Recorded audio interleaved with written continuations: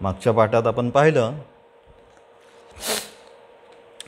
सत्संगत्वे निस्संगत्वम, निस्संगत्वे निर्मोहत्वम, निर्मोहत्वे निश्चलत्वम आणि निश्चल तत्वे जीवन मुक्ती. संतांचा केलेला संग आपल्याला जीवनमुक्ती अवस्थेपर्यंत घेऊन जातो. आणि म्हणून जीवनामध्ये बाकी कोणताही संग आपल्याला प्राप्त करता आला न आला तरीसुद्धा चालेल, परंतु जीवनामध्ये संतांचा संग प्राप्त करणं हे अत्यंत महत्त्वाचं आहे. पुढे जाऊन आचार्य म्हणतात वयसी गते कक्काम विकारः, शुष्के नीरे कक्कासारः, क्षीणे वित्ते कपरिवारः, ज्ञाते तत्वे कस्संसारः. प्रत्येक गोष्टीमध्ये प्राप्त करण्याची वेळ आणि प्रत्येक गोष्टीमध्ये असणारं सार, या दोन गोष्टी जर निघून गेल्या तर मग त्या गोष्टीमध्ये कोणताच रस राहत नाही. त्या वेळेसच झाली पाहिजे ती गोष्ट, आणि त्या गोष्टीमध्ये काही सार पाहिजे, आनंद पाहिजे. या दोन गोष्टी प्रत्येक गोष्टीच्या मागे आवश्यक आहे. आणि ते सार एकदा त्यातलं निघून गेलं मग काय होतं, फक्त ती गोष्ट आपण फिजिकल लेवलला करत राहतो, फक्त शरीराने करायचं म्हणून करतो, परंतु त्याच्यामधला असणारा जो आनंद आहे तो आनंद त्यामध्ये राहत नाही. हे आचार्य या ठिकाणी स्पष्ट करतात की वयसी गते कक्काम विकारः, की एकदा तुमचं वय निघून गेल्यानंतर मनामध्ये जरी कामना उत्पन्न झाली, कामविकार उत्पन्न झाला तरीसुद्धा त्याचा उपयोग नाही.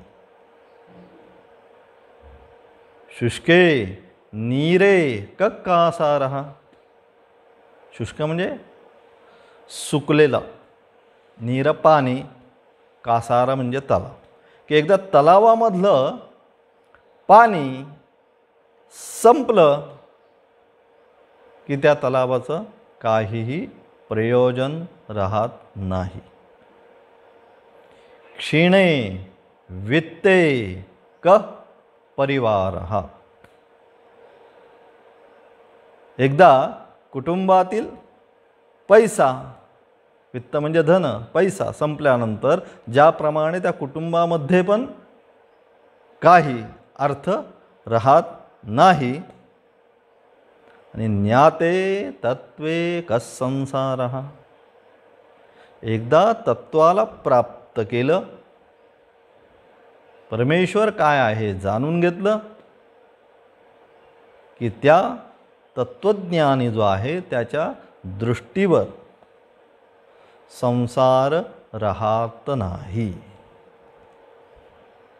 आणि मनुष्य म्हणून काय तर वयसी गते एक काम विकार, हा पहिला विषय की मनुष्य आपल्या जीवनामध्ये काय करतो, पैसा आपण कमवतो, परंतु पैसा जो आपण कमवतो तो कशासाठी, तर त्यामुळे मला जीवनामध्ये सुख आणि शांती प्राप्त करता येईल. आणि म्हणून आपण जीवनामध्ये पैसा कमवत असतो, धन संपत्ती आहे सगळं, त्यामुळे की त्याच्यातून मला शांती सुख समाधान प्राप्त होईल या अनुषंगाने आपण तो कमवत असतो. परंतु कालांतराने पैसा कमवण्याच्या नादामध्येच आपण काय करतो, शांती सुख आणि समाधान या तीनही गोष्टी विसरून जातो. की आपण का कमवतोय, फक्त आपण धावतोय. मागच्या सगळ्या पाठामधून आपण जर पाहिलं तर आपण काय करतोय, अर्थार्जन करतोय, म्हणजे पैसा प्राप्त करतोय. म्हणजे काय करतोय, तर फक्त आपण धावतोय. आणि धावत असता असता असता आपण प्राप्त केलेलं भोग आणि ऐश्वर्य प्राप्त करतोय. पैसा नाही असं म्हणू शकत नाही, त्यातनं भोग ऐश्वर्य सगळं पण प्राप्त करतोय. परंतु हे सगळं प्राप्त करत असताना त्याचा जो उपभोग आहे तो उपभोग घेण्यासाठी त्याला वेळ नाही आता. कारण का, सकाळी उठला की सुरुवातच त्याच्या मागे, आज हे काम करायचे, तिकडे जायचे, इकडे जायचे, ही सगळीच्या सगळी सुरुवात एकामागून एक करत करत करत करत तर संपूर्ण दिवस फक्त त्यामध्येच जातोय. संध्याकाळी घरी आला की 2 घास खाणे आणि झोपणे, अशा प्रकारे संपूर्ण जीवन व्यतीत होत असताना त्या पैशाचा किंवा त्याच्या अनुषंगाने प्राप्त केलेल्या साधन आणि सामग्रीचा जो उपभोग आहे तो उपभोग तो आपल्या जीवनामध्ये घेऊ शकत नाही. मग काही कालांतराने 55-60 रिटायरमेंटला आल्यानंतर एवढा पैसा आहे, त्याचा काहीतरी मी उपभोग घ्यावा असं त्याच्या मनामध्ये संकल्प निर्माण होतो. परंतु आता जरी संकल्प निर्माण झाला तरी आता काय झालेलं असतं, तर ते शरीर आहे, ते शरीर अनेक आधी आणि व्याधी यांनी ते शरीर आता काय झालेलं असतं, दुर्बल झालेलं असतं.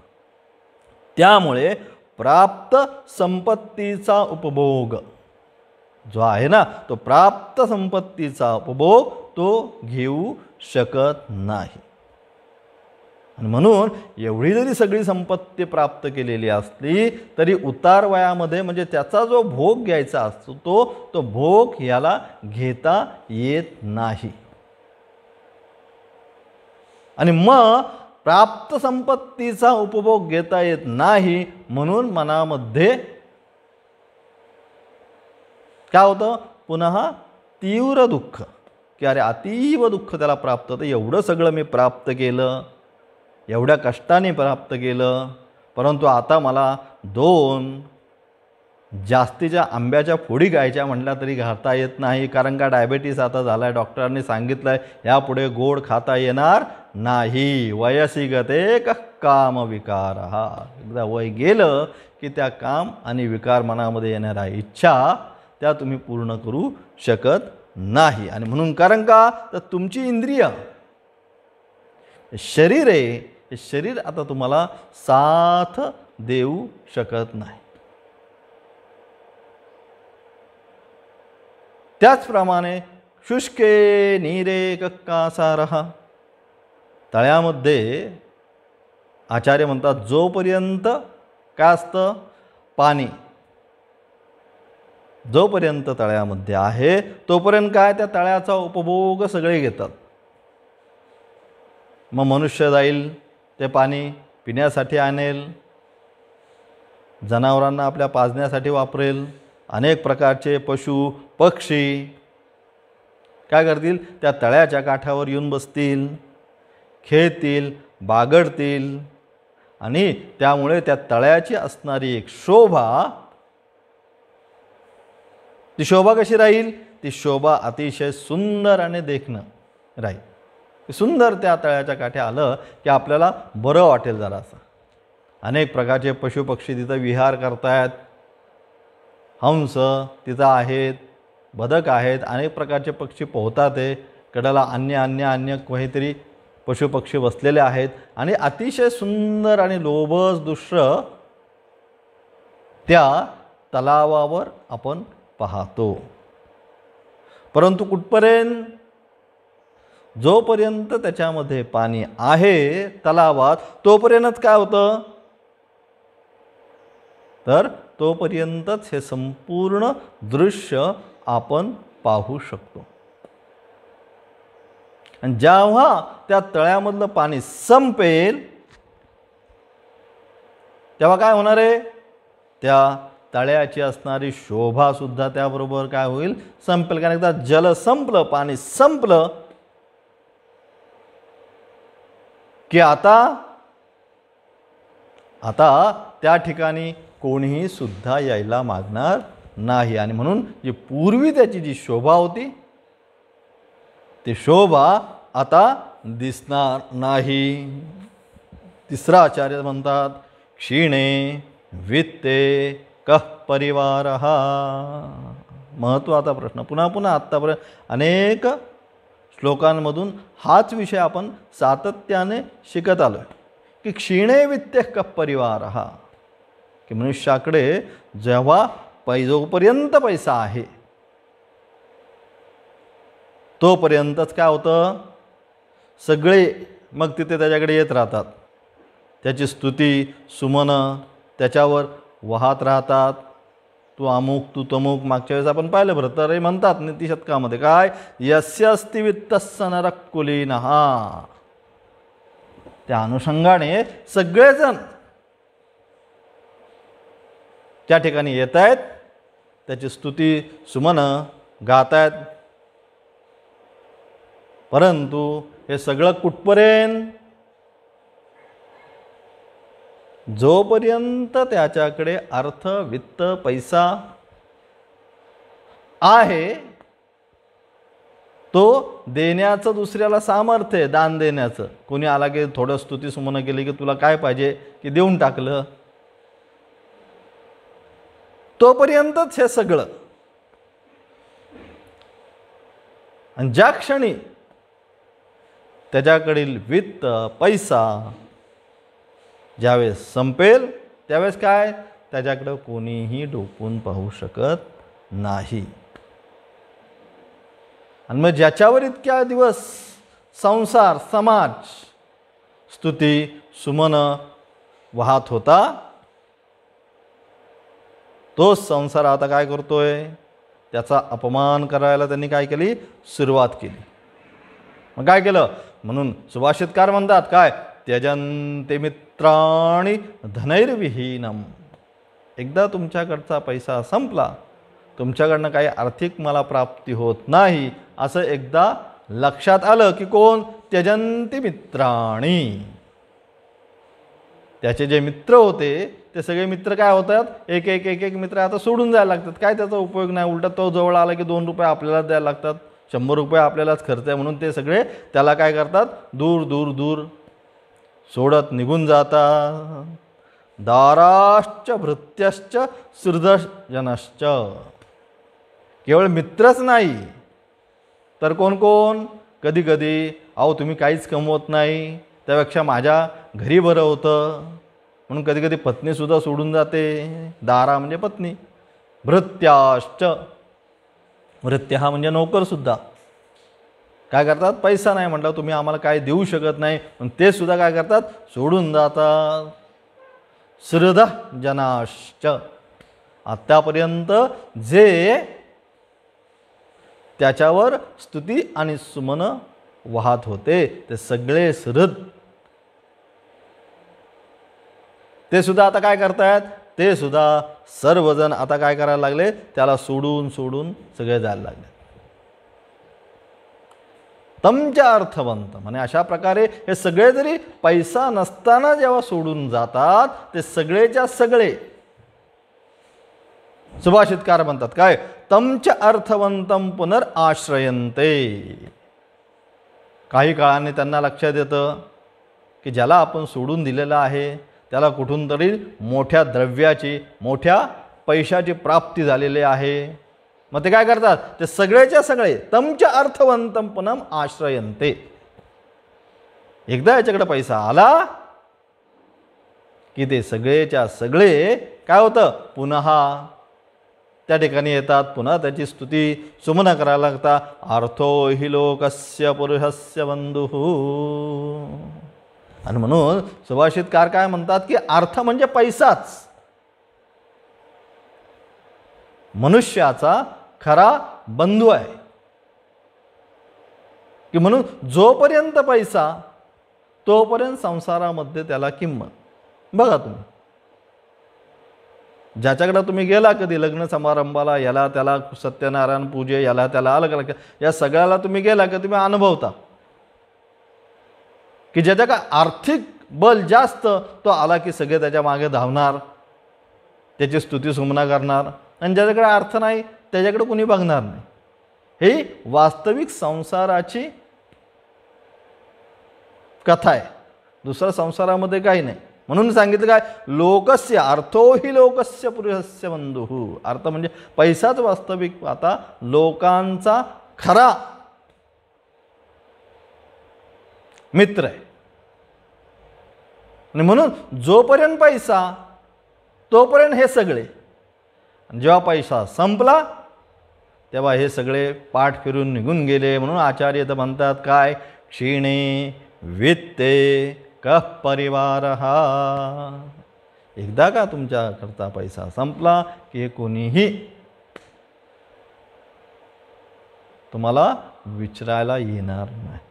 त्या गोष्टी जोपर्यंत तुमच्याकडे आहे तोपर्यंतच सांसारिक लोक तुम्हाला विचारत राहतील. आणि एकदा असणारी मुख्य गोष्ट तुमच्याकडची संपली, पैसा, सुबत्ता, त्या अनुषंगाने असणाऱ्या गोष्टी, यश, कीर्ती, की मग तुम्हाला कोणीही विचारणार नाही. ही वास्तविक संसाराची यशोगाथा आहे. आणि म्हणून आपल्याला संसारी लोकांच्या साधकांसाठी सांगितलं, संसारा लोकांसाठी संसारी लोक त्याच अनुषंगाने राहतात. अलग लक्षात त्यांना कितीही सांगितलं तरी काय होतं, आपण काय म्हणतो, पालथ्या घड्यावर पाणी. कितीही सांगितलं हे करू नका ते करू नका तरी काय पुन्हा तेच करणार. कोण, संसारी. मग साधकाला काय, साधकांसाठी सांगतात आचार्य की अशा प्रकारे हा संसार आहे की ज्याच्यामध्ये जोपर्यंत तुझ्याकडे पैसा आहे तोपर्यंत तुला विचारतील. अशा प्रकारे या संसाराचं वास्तविक दर्शन एकदा साधकाला झालं, मग साधकाला काय करायचं आहे, त्याच्याकडे असणारा दृष्टिकोन जो आहे तो आपला दृष्टिकोन बदलायचा, पाहायचा. म्हणून शेवटच्या श्लोकामध्ये आचार्य म्हणतात की ज्ञाते तत्वे कसंसारः. मनुष्याला अतिशय महत्त्वाचा मुद्दा काय, तर मनुष्याला जीवनामध्ये एकदा तत्वाची प्राप्ती झाली, तत्वज्ञान एकदा प्राप्त झालं की मग त्याच्या जीवनामध्ये संसार राहत नाही. संसार सुद्धा आम्ही करू आणि परमार्थ सुद्धा आम्ही करू, हा जो विषय सगळ्यांकडे चालतो, ह्या विषयाचा आचार्य या ठिकाणी स्पष्ट खंडन करतात की तत्वज्ञान प्राप्त झालं की संसाराची निवृत्ती झाली. इवन त्याच्याही पेक्षा पुढे जोपर्यंत संसाराची निवृत्ती नाही तोपर्यंत तत्वज्ञानाची तुम्हाला प्राप्ती नाही. म्हणून वैराग्य सांगितलं. वैराग्य का, इहलोकापासून ब्रह्मलोकापर्यंत असणारे संपूर्ण लोक आहेत त्याच्याबद्दल ज्याच्या मनामध्ये वैराग्य भावना निर्माण होईल त्यालाच तत्वाचं ज्ञान प्राप्त होईल. म्हणून जोपर्यंत मनुष्याच्या जीवनामध्ये संसारिक विषय आसक्ती आहे तोपर्यंत तत्वाचं ज्ञान नाही. ज्या क्षणी तत्वाचं ज्ञान प्राप्त होईल त्यावेळेस संसार नाही. ज्ञाते तत्वे कस्संसारः. या श्लोकातून आचार्य सांगतात प्रत्येक मनुष्याचं एक ध्येय असतं. प्रत्येकाला काय वाटतं की मला निरतिशय आनंदाची प्राप्ती व्हावी आणि काय आत्यंतिक दुःख निवृत्ती, हे सगळ्यांचं ध्येय असतं की मला माझ्या जीवनामध्ये आनंदच प्राप्त व्हावा, मला दुःख प्राप्त होऊ नये. आणि त्यासाठी आपण सगळेजण दिवस रात्र त्याच गोष्टीसाठी आपण झटत असतो. परंतु या सगळ्यात प्राप्ती काय होती तर प्राप्त निरतिशय दुःखाची प्राप्ती आणि किंचित आनंदाची प्राप्ती.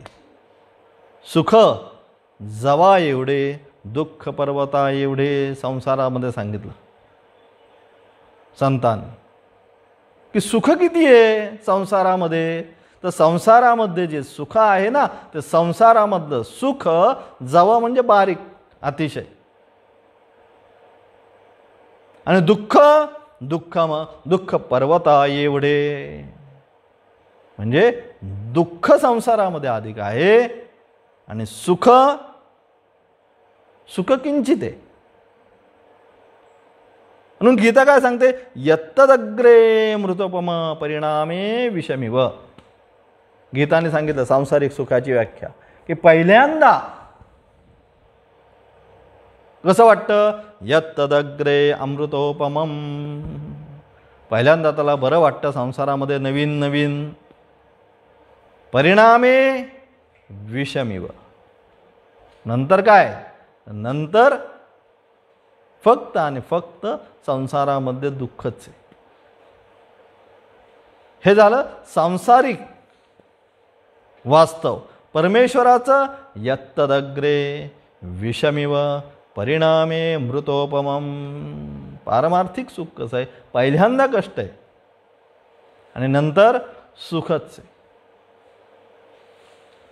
आणि म्हणून ज्ञाते तत्वे कस्संसारः, एकदा मनुष्याला तत्वाचं ज्ञान प्राप्त झालं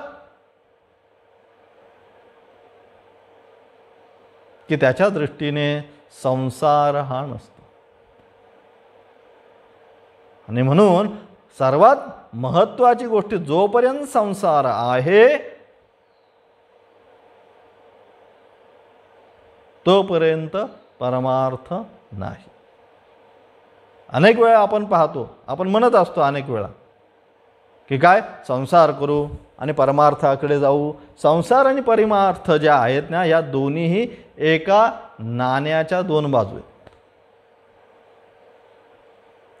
एका बाजूला त्या नाण्याला संसार लिहिलंय, छापा का काटा आपण उडवतो नाणं, बरोबर, आणि एका बाजूला परमार्थ, एका बाजूला संसार छापा काटा. आणि ते उडवल्यानंतर ज्यावेळेस खाली पडतो तो शिक्का, त्याचा आपण काय म्हणतो छापा किंवा काटा, त्याच्यामधलं एकच पडतं.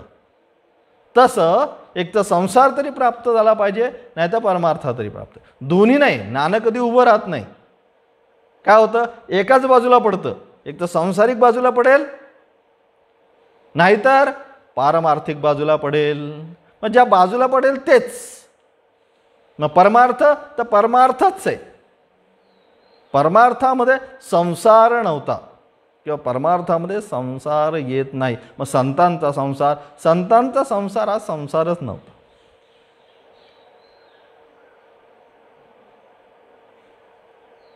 कारण त्यांचा प्रत्येक क्षण हा परमार्थासाठीच होता. शारीरम केवलम कर्म गीता म्हणते संतांच्या बाबतीत. कुर्वन् नाप्नोति किल्बिषम, केवळ शरीराने प्रारब्ध कर्माचा उपभोग घ्यायचा आहे किंवा प्रारब्ध कर्म भोगायचं आहे म्हणून तो संसार चाललेला आहे. वास्तविक त्याच्यामध्ये कुठलीच आसक्ती नसते. हे सगळी उदाहरणं आपण संतांच्या जीवनामध्ये पाहतोच. तुकाराम महाराजांचा मागच्या वेळेस आपण उदाहरण दिलं की ज्वारी आल्यानंतर जी होती ती सगळी वाटून राहिलेलं पीठ सुद्धा दुसऱ्यांना देऊन टाकलं, म्हणून तो संसार संसार नसतो. एकनाथ महाराजांनी आणलेली गंगा ती जी रामेश्वरला घेऊन जायचं तर वाटेमध्ये असणारं गाढव तहानेनं व्याकुळ पाहिलं तर ती गंगासुद्धा कोणाला पाजली? त्या गाढवाला पाजली. नामदेव महाराज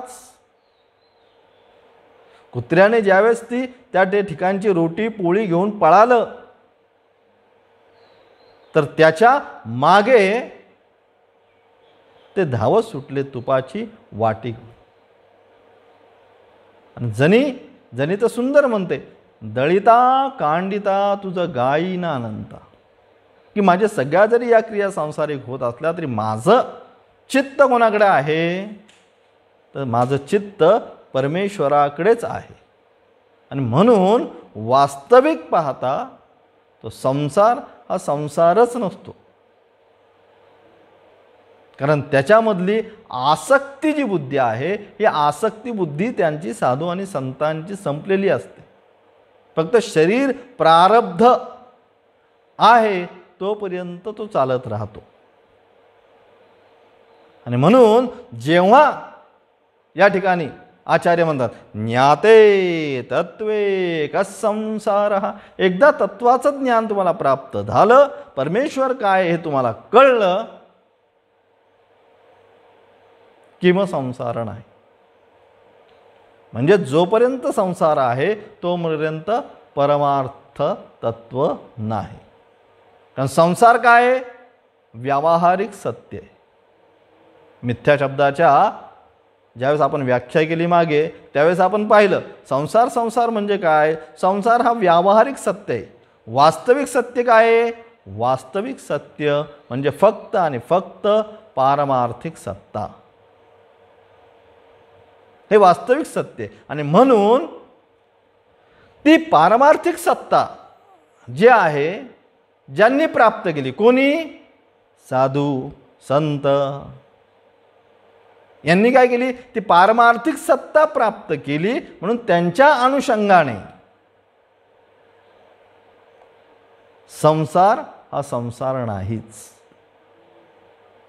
म्हणून त्यांच्या दृष्टीने या ठिकाणी ज्ञाते तत्वे कस संसार, ज्याने तत्वाला प्राप्त करून घेतलं, परमेश्वर काय आहे हे ज्यांनी जाणलं, त्यांची भावना वासुदेव सर्वम, सगळीकडे एकच परमेश्वर आहे ही भावना त्यांची होती. नाही, गीता तेच सांगते, विद्या विनय संपन्ने ब्राह्मणे गविहस्तिनी शुनी चैव स्वपाकैच पंडिता समदर्शिनः. सर्वत्र समदर्शनच होतं. मस्त समदर्शन कोणतं होतं? तर समदर्शन एकच होतं. कोणतं? वासुदेव सर्वम स महात्मा सुदुर्लभ. दुर्लभ सांगितला तो महात्मा कोणता? की सर्वत्र वासुदेवच तत्व भरलेला आहे, वासुदेवाव्यतिरिक्त काहीही नाही. हे तत्व त्याच्या मनामध्ये जेव्हा स्थिर होतं, अशा प्रकारचा जो महात्मा आहे हा अत्यंत दुर्लभ होतो. आणि अशा प्रकारचे जे महात्मे असतात त्यांच्या दृष्टीने सांगितलं इथे ज्ञाते तत्वे कस संसार, त्यांच्यासाठी संसार हा राहत नाही. म्हणून जीवनामध्ये आपल्याला काय करायचं आहे? तर सर्व साधकांना तत्वाची प्राप्ती करणे हीच जीवनाची इति कर्तव्यता हे आचार्य या श्लोकाच्या माध्यमातून आपल्याला सांगण्याचा प्रयत्न करतात. ओम